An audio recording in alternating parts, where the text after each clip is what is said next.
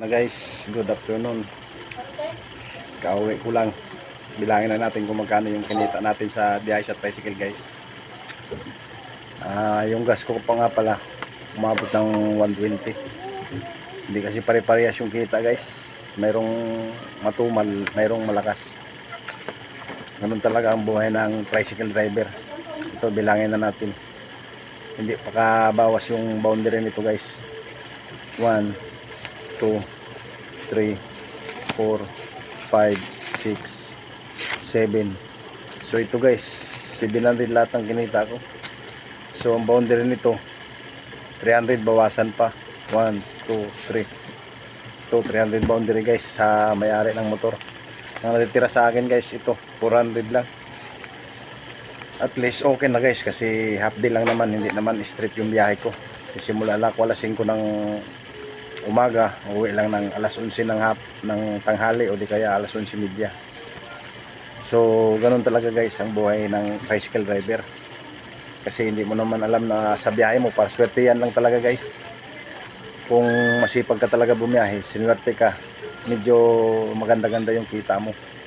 Pero pag minalas ka talaga ang kita mo talaga tamang tama lang. Kaya ganun talaga ang buhay namin mga tricycle driver guys.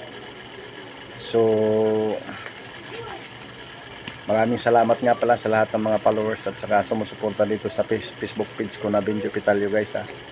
Sa lahat ng nagpuso at saka nag-like dito sa Facebook page ko, maraming salamat sa walang sawang pagsuporta dito sa Facebook page ko. Shout out nga pala kay Alan, yung dati kong kasamahan na sa Laguna na ngayon, yung babaero, yung chicks boy. Shout out pala sa iyo pare ko. Kumusta na? Matagal na tayo hindi nagkita, mga ilang taon na rin, nasa Laguna ka na kasi. So yun, sa gusto magpa shout out, comment down below lang para ma-shout out ko kayo.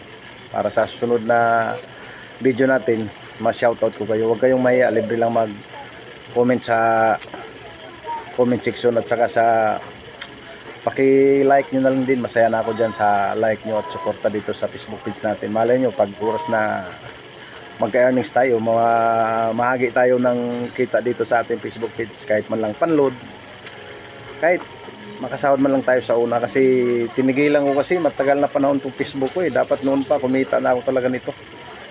Kaso nga lang, tinamad na ako mag-upload ng video, kaya medyo bumagsak yung ano ko, engagement at saka yung mga views. So yun lang muna guys, update lang kayo sa kinita ko ngayong simula umagang tanghali. Salamat, bye bye, hasta la vista baby.